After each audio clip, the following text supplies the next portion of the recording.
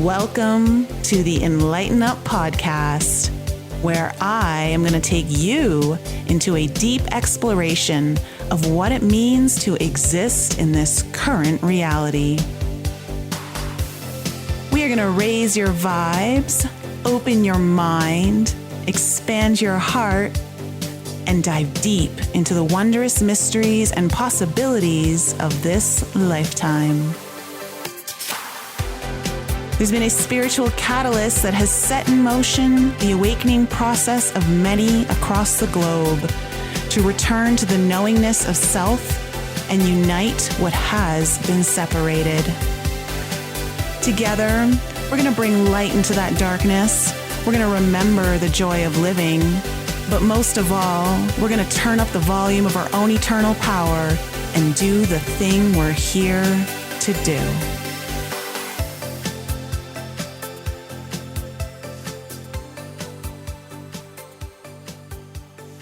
Hey everyone, welcome back to the Enlighten Up podcast. Today, I am feeling very blessed to be able to share an episode with my longtime friend, Michael Philpott, who's also a psychic medium, podcast host, and someone who many of you supported last year in his healing crisis and recovery journey. Michael, I'm so glad you're here today and that we actually get to do this show.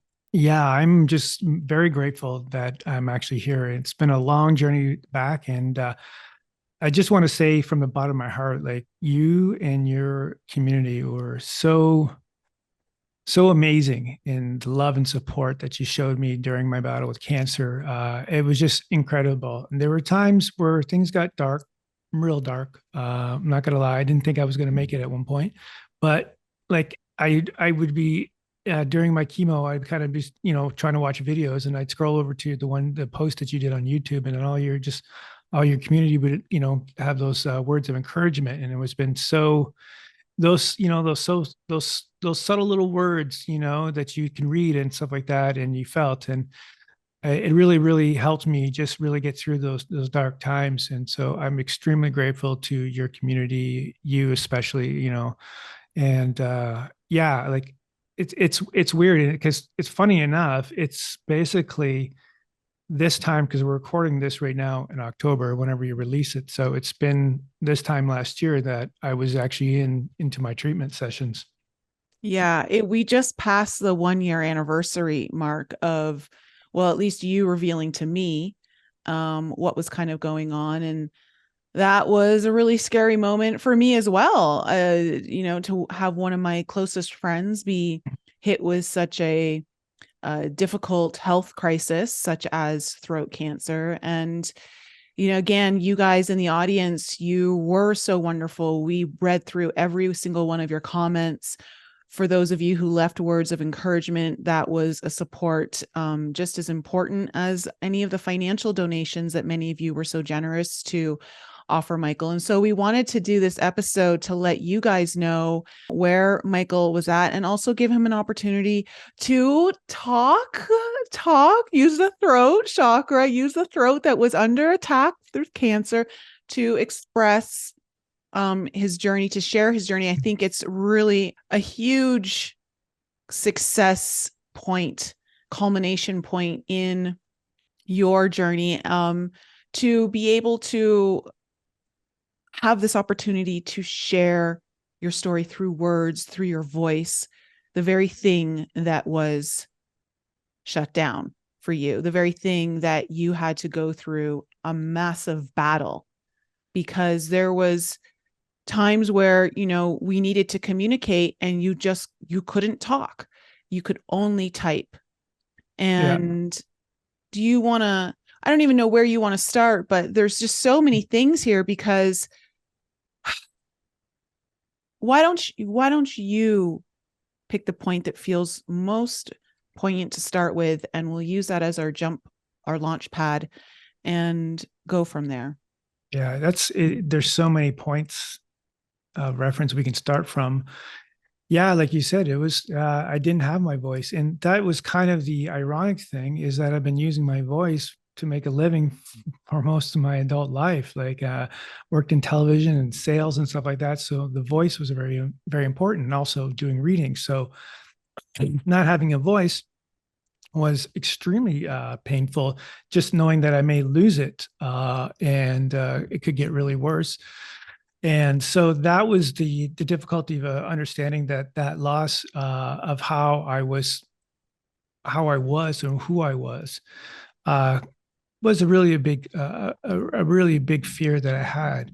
I'm still working through it. Like my voice is still not 100%. I still got a lot of damage in the mouth. That it's mainly right now it's salivary glands because everything has been fried. So the chemo, the radiation, they just fried everything. So I have to drink a lot of water. You hear me if you're listening to this and your microphone, you're probably hearing me trying to smack my lips. It's just that it's an ongoing process of that. But yeah, it was just that kind of ironic thing. Like, okay, I've got throat cancer. Of all the cancers that I would get, it's the one that I kind of needed the most. So that was my expression. So that was kind of the one of the things I was thinking about. It's like, okay, then what am I not expressing? What am I not saying? What have I swallowed into myself? And all those different areas. I was trying to think about it, rationalize it, and then sometimes I just said, "Oh, okay, this is just some sick joke," at sometimes, right? I just try to think of the flip side on it. But yeah, it was pretty devastating from that point. That's important what you just said there. What did I swallow myself? Like, because a lot of times when we have, you can take this, scale it back from the very massive scale of cancer, okay, very difficult, just down to a throat infection, okay. And it usually, because I'm very well versed in the throat area, because I struggle. This was one of my biggest obstacles, was learning how to express my feelings, how to communicate my thoughts, to say my truth. Right, the throat, in essence, is your truth chakra, and really kind of swallowing your real truth over and over, and like holding it back, and like as you do, like resentment and anger and frustration and all of those things start to build, and there's such a toxic element and vibration to keep swallowing and holding in your throat, not letting it come through, where the throat is the bridge between the heart and the mind. Right. And so the heart and the mind stay very disconnected when we don't allow for that communication to come through. Were there any specific emotions that were coming up that you knew you had repressed for too long and were contributing to that toxicity building within that area? That's a good question. During the time, no, because I was in pure survival mode. So there was no time for emotion. It was just like, okay, do I want to live or do I want to die? Like that's where it came down to. But as I look at it now, and as I've been on my, recovering process, it's given me a lot of downtime. So during the downtime, it was still mostly recovery mode and just kind of appointments. So everything's very scheduled. So when you get off that scheduling, I noticed that that's when, some of the things, but it's so convoluted because I have my own original stuff, that my own original woundings were there, right? So the stuff that maybe I was suppressing, that I wasn't dealing with, that I wasn't expressing out, um, was still kind of overshadowed because I was still dealing with the thought of the cancer and the diagnosis and all that encompasses. So it's almost like the other stuff had to take a back burner a bit. But for the most part, it could be, I mean, it's always the classic ones, grief, sadness, anger, frustration, all the stuff that I wasn't able to express in my emotions. Also, too, is just expressing who I really am as an individual. Like, it was basically I was always in the psychic closet for the longest time, and wasn't for your encouragement to kind of say, okay, Mike, time to pull back the curtain and get out there and express yourself.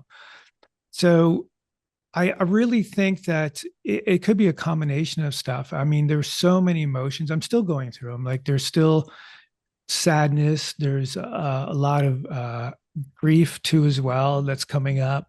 There's a sense of loneliness. Like there's utter deep loneliness that is just some unfathomable. And this is a lot of stuff that's coming up recently. And yeah, it's just this continuous thing that I'm trying not to focus too much on the event or the emotion of it, but I'm just sitting with it because there's just so many different things and so many layers.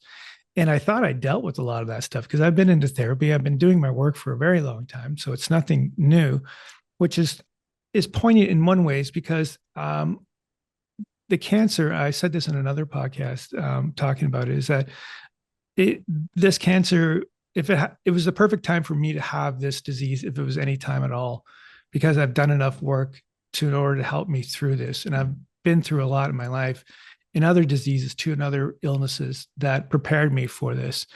So it was a lot of stuff to have, but yeah, there's just always a different thing. Like right now, the biggest thing is just life pathing. It's a little confusion because what I thought I knew I was supposed to do, it doesn't feel like the same anymore. Like Mm. there's what I thought, okay, this is what I'm going to be doing. And it doesn't feel the same anymore. There's the joy, the expression of it is not there. So this is a new part of me trying to learn and find that expression of who I am. Why do you think the joy isn't there anymore? If I knew that, I'd try to figure that out, but I don't know.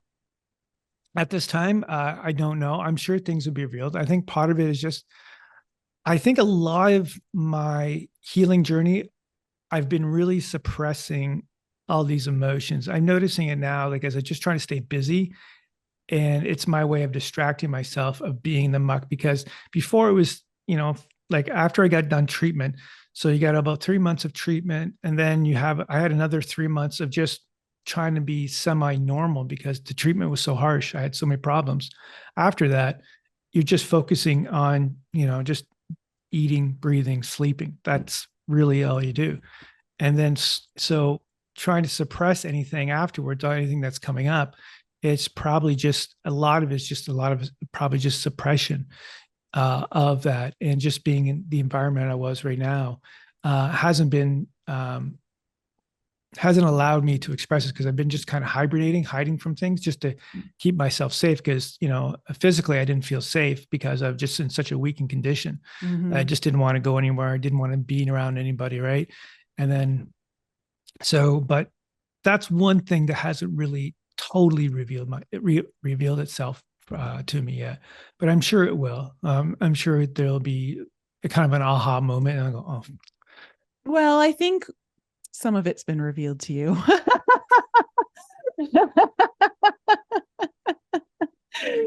You don't have to hold back on a show about expressing the truth here for you, Michael. This is your opportunity. And I will say for the audience, what's important here as we kind of tap into this, because you don't feel the same way about what you thought you were meant to do. Let's draw on some connections here, which everyone in the audience, this is a lesson for you as well in understanding the chakras. So the sacral chakra, which is where all of our emotions and our feelings are housed, is also where a lot of our passion and our creativity and our desire lies. Now, the sacral chakra is twinned with the throat chakra.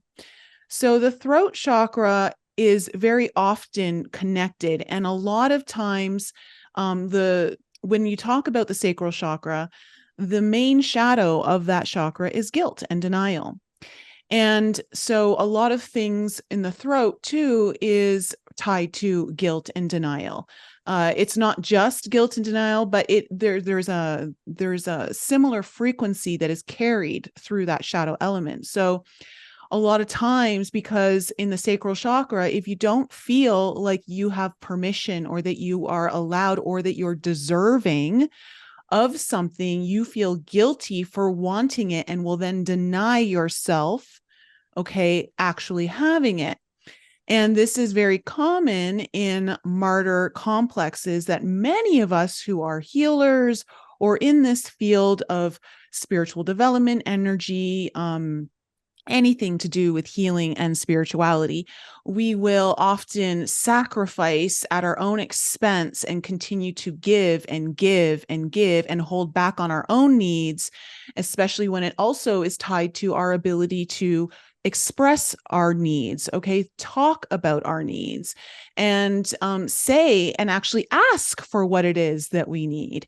And I think, as your friend, that this might be tied to why you don't feel the same way about your path. Yeah, I'm listening to that and it's like, yeah, that makes sense. Yeah, that makes sense. Yeah, I'm sure like this is some of the challenges I'm facing to. Mm-hmm. I mean, I can rationalize the information that you're saying to me, but sometimes it just kind of just sits there and kind of goes, okay, let me just sit with it first. And um, it's not something I totally embrace yet, but it logically it makes sense to me. It's like, yeah, it kind of makes sense. Denial and the guilt and stuff like that. Always giving, giving, giving, and not reaching my goal, not having my needs met. I mean, that was basically my childhood for most part. It just was never getting my needs met. And it was always that martyr energy, sacrificing myself to make everybody happy, the people pleaser. I mean, the list goes on. It's like I'm a walking pathology of psychosomatic stuff that's been happening. It's like a dictionary when people go, "Oh, you have that," and it's like, yeah, I had that. Yeah, that's what happened. So, but yeah, there is a definite correlation for that. I do feeling that a lot of it is just have again, it's just identifying what my needs are, what I'm really looking to need, and that's trying to. I think it's part of the thing is I'm trying to figure out is what I really need Mm-hmm. at the stage of my life. Yeah. And getting really clear on that and then being able to ask for it. Yeah, that's True. yeah.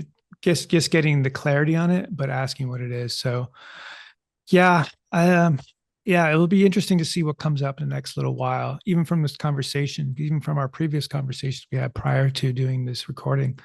We had a lovely conversation about this idea too as well. So as I do my meditation, things like that, I'm always trying to pay attention to what's coming up during that and what needs. But I think probably right now, if I had to guess on it, it's just a loneliness, just to being alone for a while, because I've been alone for so many years. So I think that's probably, and then death has a funny way of kind of realizing that, yeah, it kind of sucks if you're going to be alone to die alone. And that was kind of one of the things I was thinking about. I was like, fuck, I'm going to die alone. That really kind of sucks, after all these years. So yeah, I think that's part of it. And then just learning to accept that and just to think about it and move forward, I guess. Yeah, I mean, we Mm. looked at your chart last week and there was definitely a correlation with your soul evolution really focused on partnerships, on other people in your life. And whether it's clients, whether it's a business partner, whether it's a marriage or some kind of life partner, just really important people in your life. That's where a lot of your evolution and your destiny is really kind of gearing you.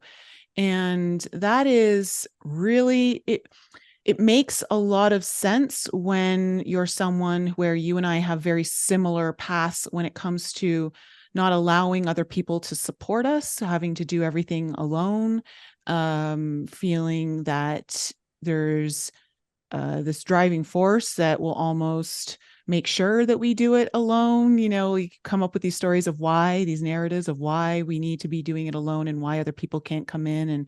And, part of that is a fear of losing control over your destiny and that someone else is going to be part of that. And that can be really scary for people like you and I who were raised, whether it was through a healthy environment or a not so healthy environment, very traumatic environment, that the Yeah, only way you're going to survive is through yourself. yeah, yeah. I mean, that was one of the interesting things I had to learn about uh, with when I was battling cancer is that I had to actually ask for help, which was the hardest thing. And then, I think it's a lot of it has to do with being a guy too, as well. It's like, oh, come on, man up. You can do this. And like, I realized how asinine it was to really think that I can go through treatments by myself. Like that's, I just kind of think about it now. It's like, geez, I was driving myself to the hospital for treatments. Uh, at the sickest times, I could barely walk to my car, but I still managed to drive myself to the hospital, which wasn't close. For those who understand traffic and stuff like that, I live in the one of the bigger cities in Canada, just on the outskirts of Toronto. So driving in Toronto, so if you had to think about traffic, it's kind of like they always talk about Los Angeles, LA traffic and things like that. It's kind of our Canadian version of it. So it's just asinine.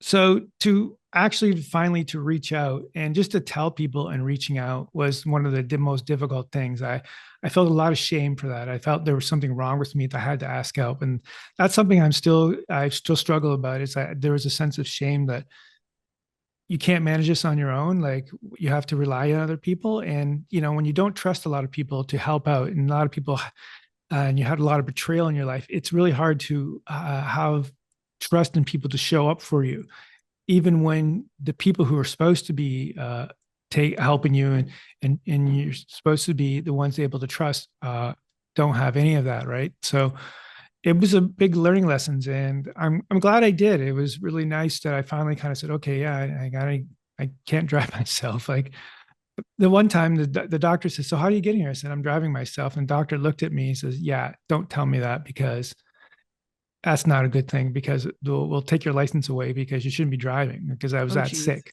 Yeah. Yeah, it was just dumb. Like, and I was just like, I can still do it.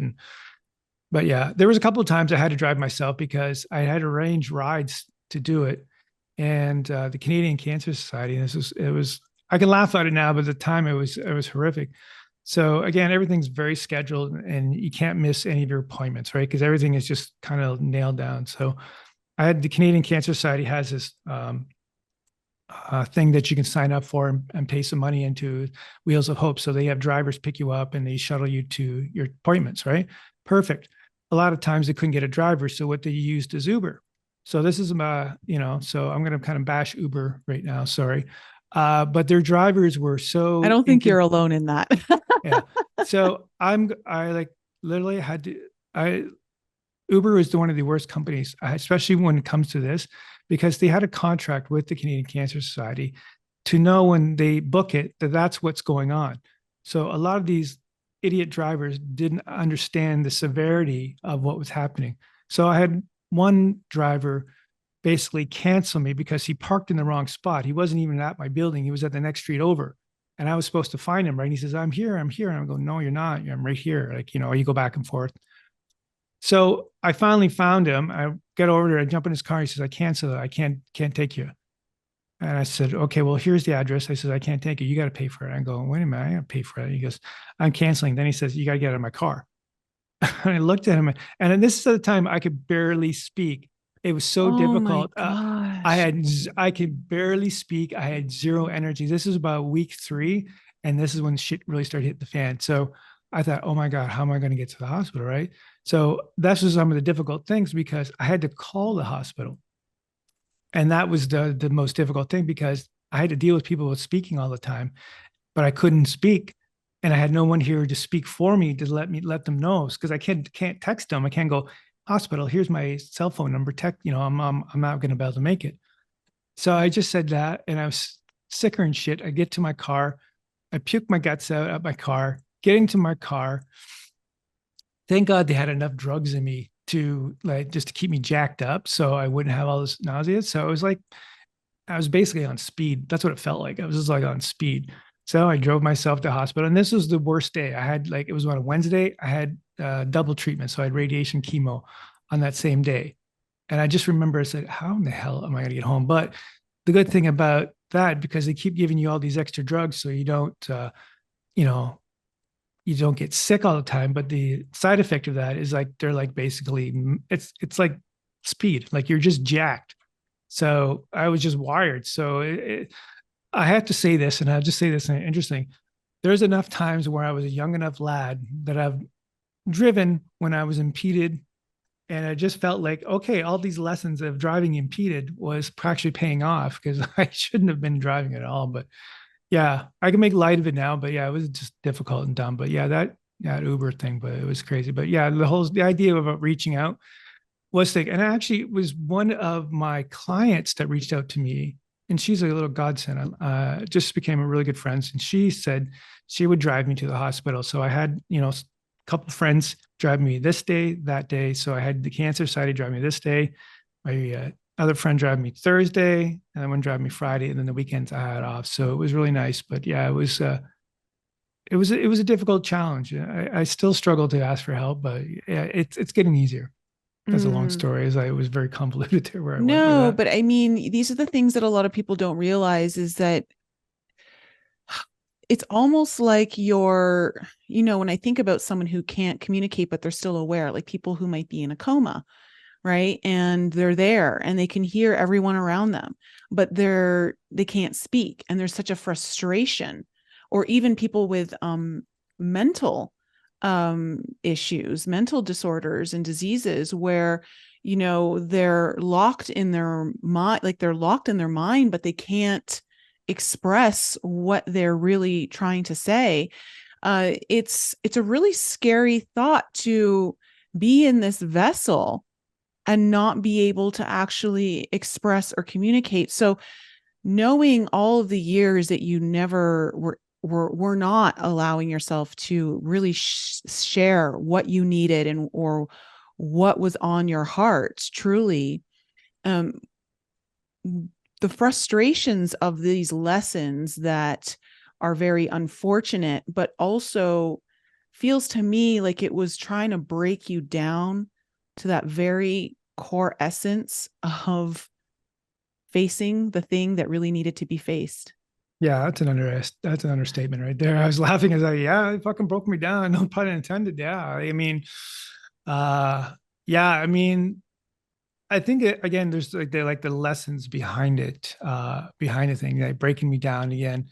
And that you look at disease in itself, and it's a game changer. It's made you really to look in and refocus on something that was missing or something that you're not paying attention to, right?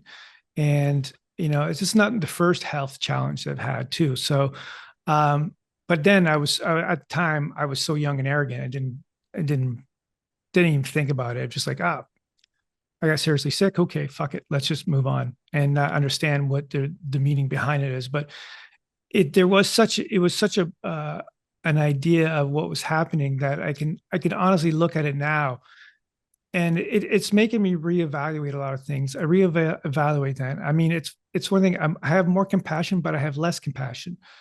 Like I just don't tolerate shit anymore. I just don't. I just can't be bothered anymore. Like that's the one thing I would like, being a people pleaser. Hey, yeah, it's okay, no problem. Yeah, whatever. You can cancel on me, no problem. But now it's like, no, fuck that. No, Yeah, if I you're wouldn't call it compassion. I call it more of like the pushover. Yeah, well, yeah, a little bit. I was kind of in some. I wouldn't call it too much of a pushover, but if something really bothered me, I'd push back. I can be very stubborn, but it takes me a while in order to kind of, yeah, okay, that's enough. Um, I just don't have the same. I lost a lot of friends too as well because I just couldn't tolerate them anymore. Mm-hmm. I realized that they were toxic and they weren't really serving me. And I was like, why am I still friends with you? Like, I don't understand it. And then the good thing is the people who that I least expected to show up and be there were there, but the ones who were supposed to show up didn't show up. And that made me realize, okay, there was a really imbalance in the just like kind of tolerating why am I having these type of friendships? So yeah, like I just like I said, I just don't tolerate shit anymore. Uh, and certain things too as well. Like, when I hear people whine a bit on small trivial stuff, I really have a hard time with that, because when they're just kind of I understand everybody has their levels of certain things that happen in our life, but if it's small little peddly stuff, like really, like honestly, you're talking to a guy who's like almost fucking dead, like almost 6 weeks ago from the fucking treatment of cancer. So really, please spare me the bleeding heart shit. Like, oh my God, listen, I'm just, I'm just not that guy anymore. So it's made me a little more cynical. Sorry, give me a Cynical. second. Thank you.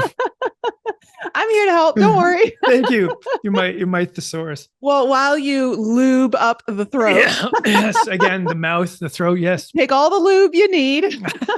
Wow, this is going into an interesting place. Yes. This is where our conversations go. This is me and Michael. We are always We always we have have that. we have a creme fraiche inside joke. We have it all. So you said a few things there that I think are so relatable to so many people. So let's kind of dive into it a little bit, because this and I relate to it very much. It's a lesson I went through this year, just thankfully not at the level that you had to experience it at. Yeah, I don't wish But that on anybody.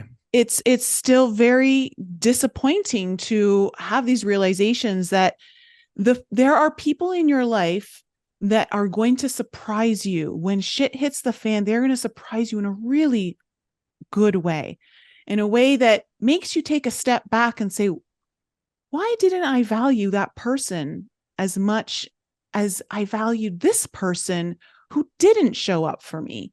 And you start to really question, what are you valuing in your friendships that's so displaced or misplaced and really distorted? It creates a really big distortion in what your perception of friendship really means, or being supported.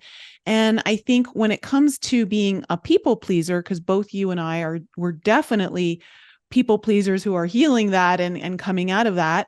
And I think that's part of the process, is giving zero fucks after a while, like you have a low tolerance level, because you're starting to actually understand your own value, where your values actually are when it comes to your personal relationships. And you're starting to create healthier boundaries within those relationships. So you're starting to actually create definition where everything's just not getting blurred and messy and, oh, I don't know, we'll just let that one slide. And, like, though you didn't cross the line, we'll just wipe it out in the sand and move the line over here now. Like we're not doing that anymore. And that's important. And this is why, again, I'm going to bring it back to the sacral chakra. Boundaries are very important when it comes to the sacral chakra, which is the mother wound. The mother wound sits in the sacral chakra. The father wound sits in the root chakra. So whenever you have unhealthy boundaries in your relationships, there is a mother wound that is related to codependency. Okay, where you feel that you need to be the caretaker in order for people to like you, or you feel like you need to go above and beyond just to be even liked, and then of course, eventually there's all this resentment and all of these, because you're not taking care of yourself. You're creating that disservice. And I think, going back to this idea of like, who's really here to support me and who's not, and maybe starting to realize where we've misplaced our own value in those relationships, increasing our own levels of discernment and how we're operating and choosing relationships, of where we're actually giving our energy into those relationships, I think is a big learning lesson that I think you have gone through now and are probably still going through, because this is an ongoing evolutionary process. It doesn't just happen overnight. I definitely went through this. My audience knows I definitely went through this, being stood up by everyone but one person on my birthday, which my birthday and what you went through are very two different scenarios, but it's really hurtful. It's a moment where it really kind of strikes that chord where there's no turning back after that. You can't not look at that anymore. You can't just push that under the rug. And so there's this defining moment that comes up where we have to start taking ownership of our role in creating these relationships that are one-sided when it comes to support. Yeah, I 100% agree. And it's just always nice to hear. It's so refreshing to listen to about the woundings and stuff like that, because those, a lot of my core wounds are those two wounds. And, the first and second, I've always had, there's always those issues there, because they deal with your childhood too as well. And it's interesting to hear that. And it's refreshing to kind of have it sit back in the mind and go, yeah, that makes sense. Yeah, those are, I can see where those wounds are and why they're in that particular first and second chakras, and that codependency, like taking care of it. Like, and I think part of that too, as well, is even with my work I'm doing now, that idea that, I was thinking of one of the things I was thinking about during this time was I was worried about everybody else besides myself during this. Like, one of the thoughts that came through my mind is that, oh my God, I haven't helped enough people while I was here. Mm. And and I kind of sat back and I thought about that. And it's like, okay, that would really bothered me. But then I was like, oh, wait a minute. I haven't really been taking care of myself. I've Mm. been so focused on coming back and helping others. I haven't really been focused on what the fuck I was doing. And that's why I think where this idea of my work, of the podcasts, my doing my readings, my teaching, everything. It was just such a rush to come back and start helping people. And I've been neglecting who I was because I really haven't had the chance to kind of go, oh, okay, yeah, maybe I should really kind of take this process and this time down and really figure out what I need and, spend some time, doing things that I was. And I think right now where the problem was, I was just kind of just staying focused on healing and not doing the things that I really found brought me joy. Because I was always worried about, oh, I needed to, like, it was such a rush to get back and start doing the podcast.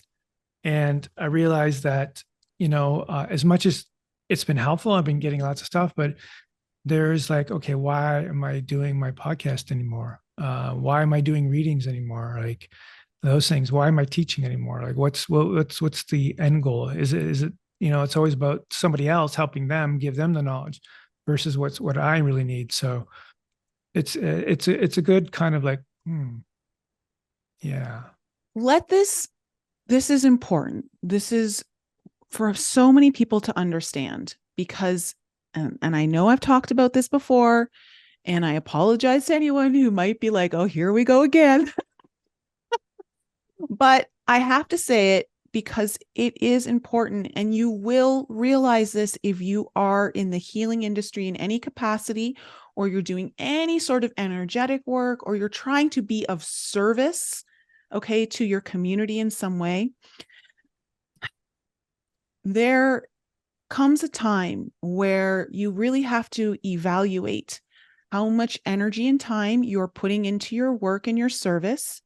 And is the compensation taking care of you in a reciprocal way that is close to equivalent? Okay. And or more. And I say that because there's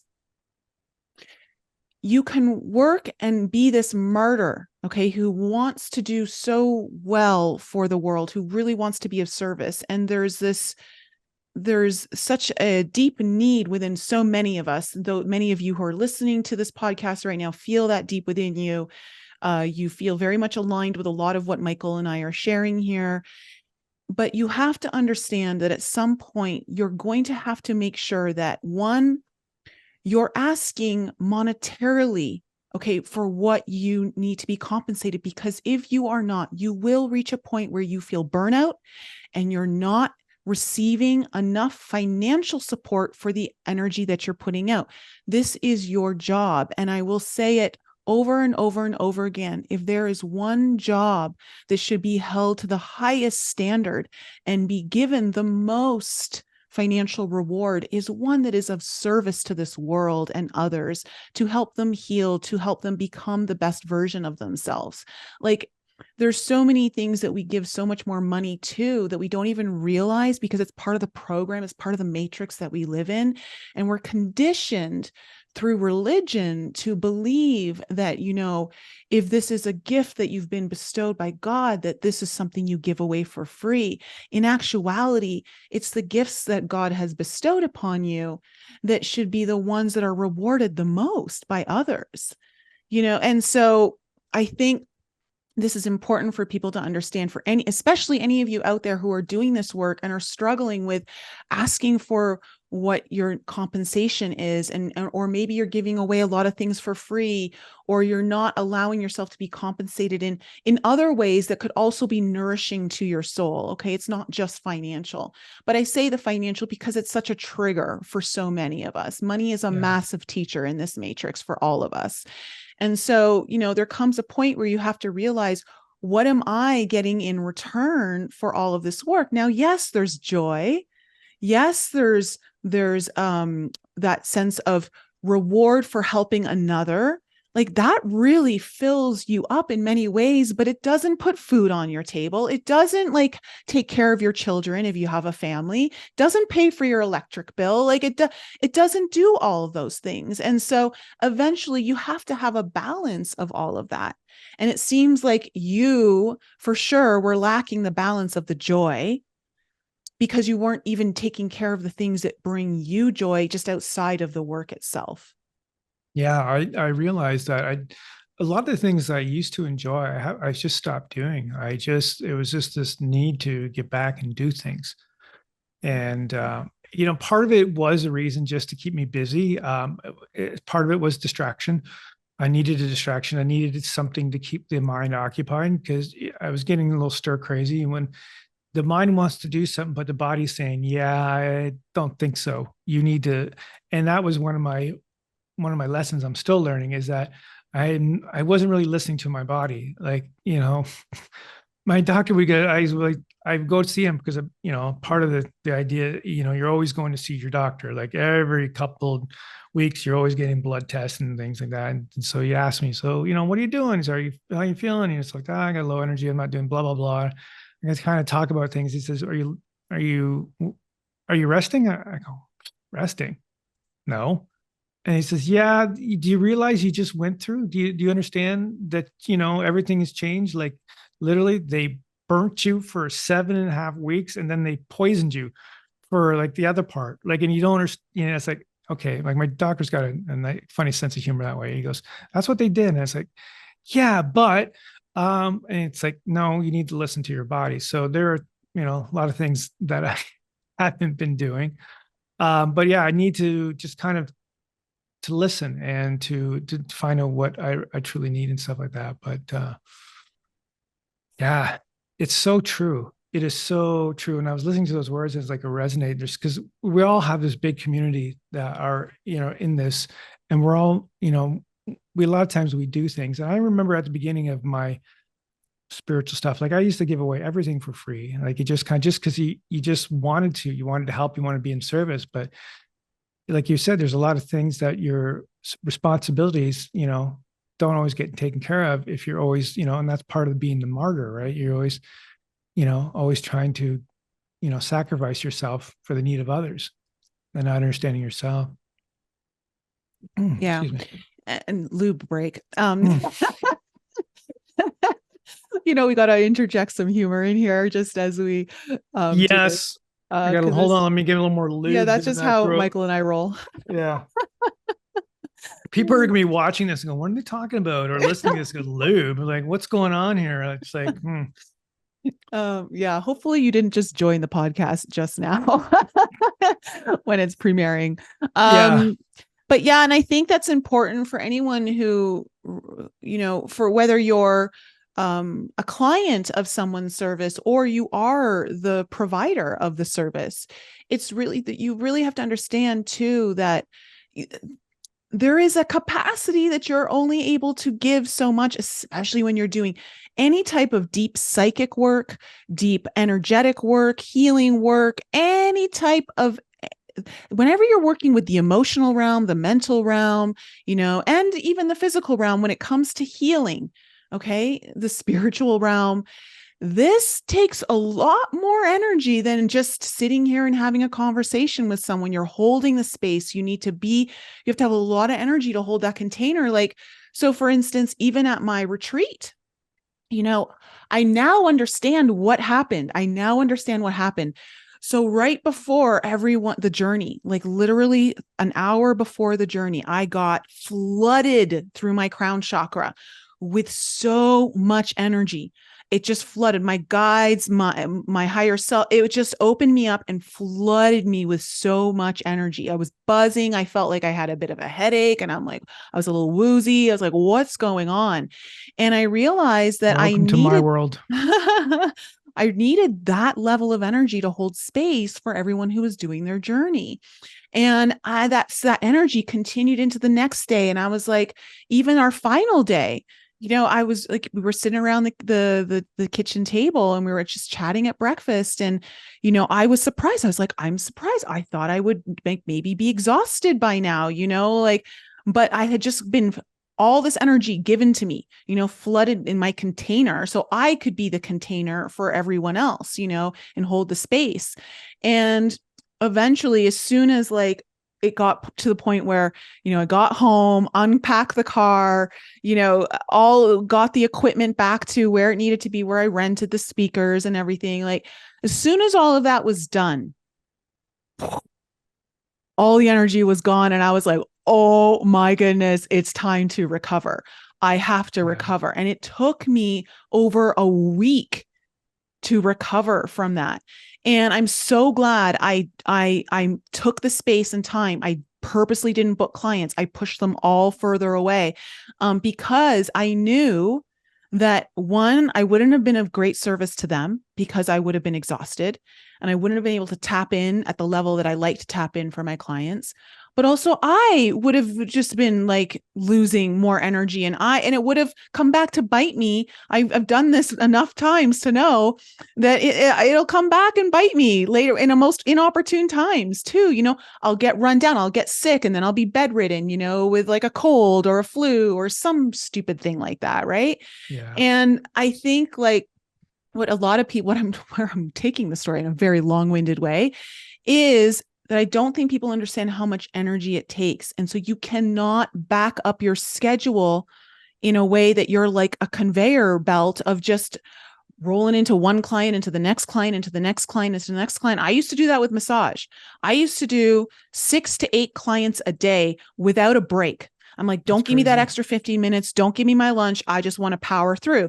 Now, yes, I do like to operate like that on a certain level and then take a bigger break, but you can only do that for so long. And in this kind of work, you really can't do that. It's different. Yeah, 100%. And that's interesting because I've noticed the last couple of reads that I did. It always took a lot out of me anyways, like that same idea, because raising yourself up and,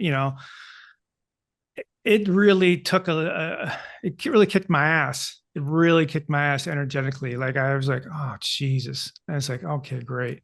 So then I was like, okay, how am I going to manage this? Like, how am I going to do my reads if afterwards I'm just toast? And the thing is, I'm still trying to recover from cancer, and I'm still trying to do these reads. And it's just like, you dumbass. Like, what are you doing? Like, but it's in my mind. It's like, oh, I got, people need me. People need my help. I can speak now. I have a little bit of my voice back. I got to use it. Fuck this shit. There was a sense of urgency in this panic. And I didn't realize that, oh yeah, I'd be again on the couch, on the floor, just, have no energy to do anything. And it's like, okay, great. And then it would cycle off. Like when you're healthy, you get to recover bad, but when you're not so healthy, it takes you a lot longer to recover. Mm-hmm. And I still think that I'm 25 years old sometimes in my brain, and I kind of go, oh yeah, I can recover from this. Yeah, no problem. And it's like, yeah, no. Then you get a stark warning. So I have to be more mindful of that. But yeah, it does kick your ass. Yeah, it's so understand that. I want to close out on a high note here. On well, are we gonna talk about more lube or what? I don't know what wants to get high. Okay, so yes, Michael and I are very dirty with one another. Yeah, now we have to give a little premise of the backstory. Now, Nicole and I, like, we've known each other. You're probably one of my oldest, dearest friends that I have. And I think a lot of people don't realize back in 2004 we met, or 5. I think it was it was either 2004 or 2005. I think it was 2004. Yeah, I think it was at least 2004. Anyways, we always had this idea that we were always good friends, but we realized that we were married in past life. Mm-hmm. So we act like an old married couple a lot of times, and we just I always joke call around him with, Hubs. He calls me yeah, wifey. wifey, yeah, and yeah. So we always joke around with that because it's refreshing. It's nice because a lot of the people I hang around with, because you can actually joke like this without, getting Offending canceled or, anyone. oh my god, yeah, oh my god, it's like, but Yeah, it's don't be refreshing. friends with either of us if you get offended easily.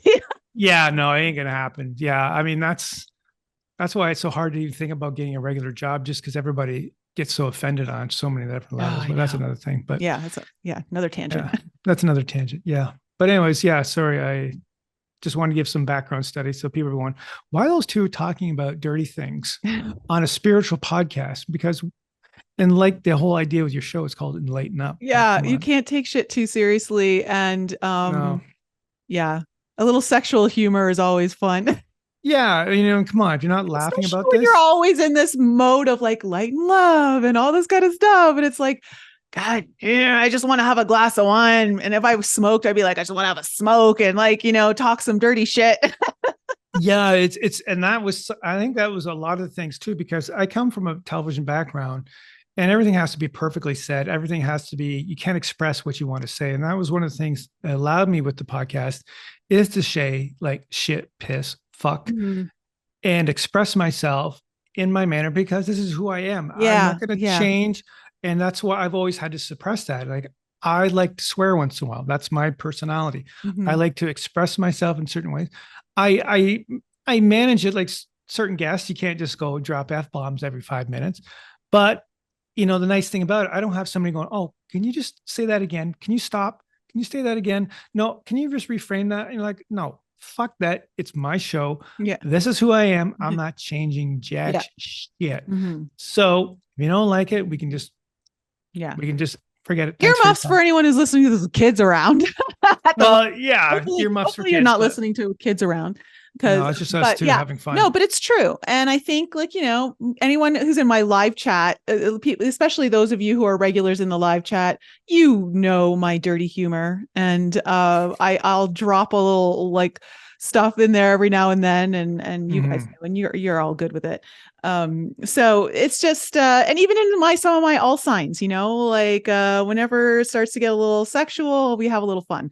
So it's great. So on a high note, Yes, let's on a get very, high. very, very, very, very, very, very high note, Yes. um, these sorts of crises, these crises, these health issues, when we go on these journeys, there's a lesson that we can see once we're kind of getting through to the other side. Is there some sort of wisdom that was, like that blessing in disguise, or just the wisdom that gets revealed through the process of learning that came through this journey, that you now see things through fresh eyes or a different lens? To be honest, I'm still working on it Mm-hmm. because it is pretty fresh. Um, it's not like it. I mean, it certainly wasn't yesterday, but there are some bits of it, like resilience, understanding mental game aspect of it too as well. Um, the understanding that you can't do this on your own, that you sometimes you need to ask for help. Doesn't matter who you are. A lot of us guys, we have a hard time asking for help because it's not put in our DNA. Mm-hmm. But to kind of do that, be kind to yourself. Um, try not to stay on the why it happened, but look at the solutions to move you forward, because you can get stuck in the why. Like, Mm-hmm. why did this happen? Why? The victim mode. And reach out, reach out if you have friends and stuff like that, and the right people will show up at the right time. Trust that there's a bigger plan for this. As much as it sucks going through it, and it fucking did. It was the worst experience of my life. One of them, anyways. There is a deeper meaning behind it. It just hasn't been revealed. Like, it is still pretty fresh. Mm-hmm. I'm still working through all the process. But it's just we do have a short period of time on this planet, and things will happen to make you realize that. So choose your time wisely. um, really start looking at your mental, emotional, and spiritual health. I think too as well. I think those are the different things, like all different areas. Um, but yeah, I'll reveal more when some more is revealed to myself, I guess. But again, this is a huge learning journey for me, and I'm still trying to figure it out. I still haven't figured it all out yet. And there's more going to be coming to the surface, and there's going to be some aha moments, and then there's going to be some more tears, and Mm-hmm. some anger is going to show up. Whatever it is, I just got to just work through it. And I'm just glad that I have a friend like you. And in this case, I get a screw loose or two. I can just pick up the phone and say, "Okay, Nicole, I'm in the shit. Help me out here. Figure out what's going on." So Which is good. yeah, And I'm so glad that you did that and that you continue to reach out when you need to. And I yeah, think that's something I've seen in a lot of just people that I know, friends, clients, that this is definitely something that a lot of men have trouble with, but also women who are used to being more of in their masculine energy. You have trouble asking for help. And let this be known that I've seen it time and time again that if you are not being proactive and starting to push through the discomforts of what it means for you to ask for help, the universe will orchestrate something where it's going to be less kind and much more uncomfortable for you to ask for help. So be proactive in your own journey. There are ways. Listen, we have all of us on our path have different points of soul contracts being re-looked at, and have you fulfilled those contracts? And if you haven't, if you've been avoiding certain things, it gets harder and harder down the road. And it doesn't mean that if you wait till the very moment where a crisis happens that brings you to your knees, that you're a bad person or you did it wrong. It's the way that you chose to navigate the life. And I know for myself, some of, like, a lot of my characteristics or personality, I should just say, is I tend to learn things the hard way. Like I'll choose to learn the hardest way possible oftentimes, and I'm trying to roll that back. I'm trying to stop doing, like, okay, Nicole, you don't have to take it to the very nth degree of difficulty in order to learn that, right? And amen, sister. so yeah, so this is, you have, look at the signs, look at what's happening in your life, be aware. If you can avoid an ultimate crisis, it may just mean that you've got to go through those pressure points and the discomfort sooner, so that you don't have to be forced through it and brought to your knees and kicked and being dragged kicking and screaming through the process. So I think that's really important. And also knowing that, listen, pay attention to who's supporting you, who's not. And are Yeah, you valuing the people who aren't supporting you more than the people who actually are showing up for you? Like, these are big lessons that all of us can relate to. And in the end, and this is something that I'm facing too, is, do I really want to die alone? Do I want to die alone? No, I don't want to die. Of course, you have a big circle of friends and, but it's not the same. yeah, Whether it's you want a family or you just want a partner or whatever it might be, is really open up your life, because the spiritual journey can gear you and guide you down a path of loneliness for a while, but you can get used to it and then start making excuses for why you're staying there, as opposed to coming back and bringing it back into integration with all of your relationships. Just remember, your relationships are going to be your greatest teacher on this planet. Your relationships with others, your relationship with yourself, your relationship with your body, your relationship with this reality. Relationships are your ultimate teacher. And I'm going to leave it there. perfect. Michael, as one of my closest friends, I'm so glad that I am able to do this show with you in the future from where we were last year. I knew that there was going to be this point where we could do it, but of course, everything is a choice. And I'm so glad that you chose to face this and do it in the way that you felt it was right for you. I know some people may question, they're very much into the alternative health and healing. And why did you do the chemo? Why did you do the radiation? But this was your choice. And I don't think it's right for any of us to judge anyone on their particular path, whether it's someone who's totally medically, inclined and judging you for taking, an alternative method. Like no one, wherever side you stand on, you just can't judge someone. It's their body, it's their path. And I think that there are certain lessons that were enmeshed and entangled into this journey that you chose. And I'm so glad that you're here to share it. I'm here. Yeah. I mean, yeah, I'm so glad to. Yeah. That would be a whole nother episode on the reasons why I went that route. But there's a lot of different things. I mean, we'll just save that for another show about that, because we can just go on to another big tangent. But yeah, I have to say that, I want to say thank you. And again, thank you to all your listeners. You've been an incredible light. You've been an inspiration. You've been a little bit of a muse for me. I've always been in awe of you. You've always shown me that, your courage and the willingness to kind of open yourself, and like you kind of, open, being raw and real. And I kind of like going, wow, that's intense.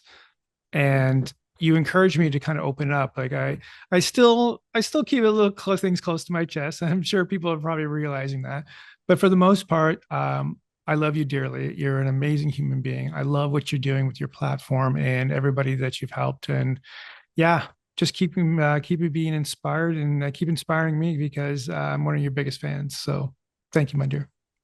Thanks, Hubs. I'm going to receive all of that. Thank you. You're quite welcome. Let me just have my vodka here. Yeah. All that lube was not water, it's all vodka. It was just vodka, man.